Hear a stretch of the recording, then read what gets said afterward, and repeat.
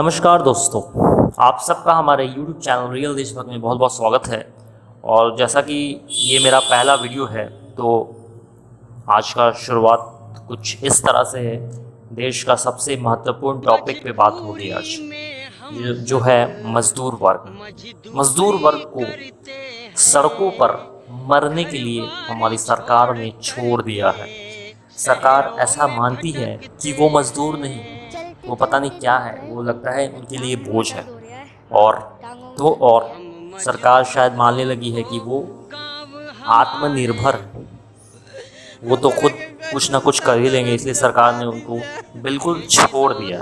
उनके लिए कोई इंतज़ाम नहीं किया, ना ही खाना पानी है उनके पास, ना ही जाने का साधन है। और मज़दूर ने हम लोग के लिए कितना किया है। जिस इमारतें में हम लोग रहते हैं, जिस बिल्डिंग में हम लोग रह रहे हैं, वो सब मज़दूरों ही ने बनाया है, लेकिन सरकार ने उन्हें बिल्कुल छोड़ दिया है। और सबसे मुश्किल वाली बात ये है कि मिडिल क्लास फैमिली हो, अपर क्लास फैमिली हो, हम लोग तो सरवाइव कर रहे हैं, हम लोग कुछ फ्यूचर के लिए स्टोर कर भी सकते हैं पैसा, लेकिन वो मज़दूर ही ऐसा है जो फ्यूचर के लिए पैसा स्टोर नहीं कर पाता है, क्योंकि उसके पास इतनी आमदनी नहीं होती है कि वो अपने फ्यूचर के लिए बचा सके। एक मज़दूर दिन के 300, 150, 200, 500 ही कमाता है, तो सबसे बड़ी दिक्कत उनके साथ है। इसलिए आइए चलिए हम लोग मज़दूर पे आज बात करते हैं। एक और दिल दहलाने वाली दृश्य बिहार के मुजफ्फरपुर से आई है। पहले आप वो देख लीजिए, उसके बाद मैं फिर उस पर बात करूँगा।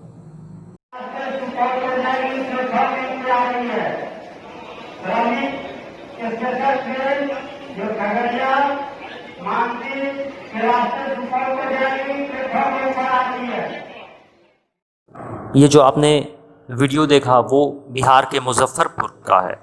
एक गरीब तबके की औरत जो अहमदाबाद से चलकर मधुबनी आ रही थी, वो ट्रेन में उसकी मृत्यु हो गई अचानक से।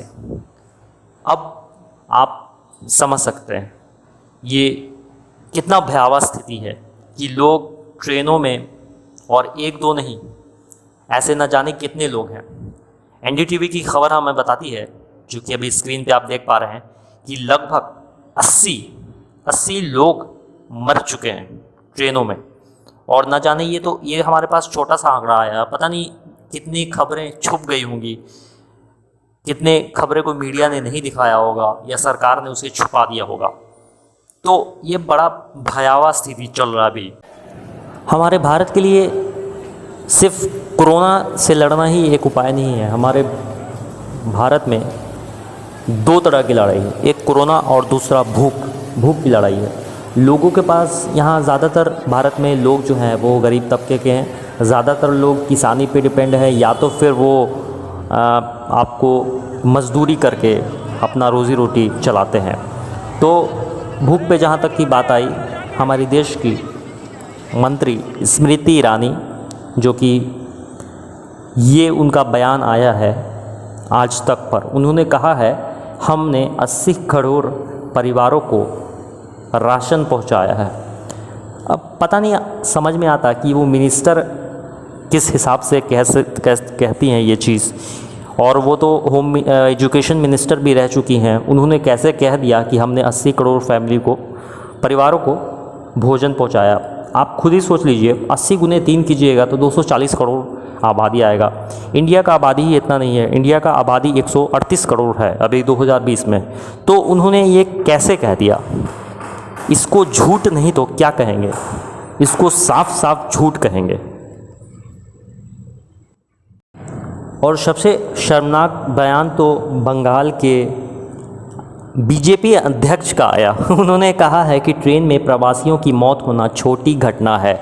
आप समझ सकते हैं, ये जो मंत्री लोग हैं बड़े बड़े, ये लोग इस घटने को छोटी बोलते हैं, और जब इनको वोट की ज़रूरत होती है तो ये हम लोग के घर के चौखटों पे आके पता नहीं क्या क्या करते हैं। कभी कभी तो ये लोग हम लोग के पाँव भी धोते हैं, और जब सच में ज़रूरत होती है तो ये लोग ऐसी घटिया बात करते हैं। फंड तो देते नहीं, जुमला छोड़ देते हैं 20,000 करोड़। ये एक भद्दा मजाक है भारत की जनता के साथ। पता नहीं वो लोग क्या समझते हैं जनता को। जनता ही उसे चुनती है, उन्हें चुनती है, और जब जनता को ज़रूरत होती है तो वो लोग फिर लात मार देते हैं। ये एक मजाक ही है बोला जा सकता है जो भारत की जनता के साथ अभी हो रहा है।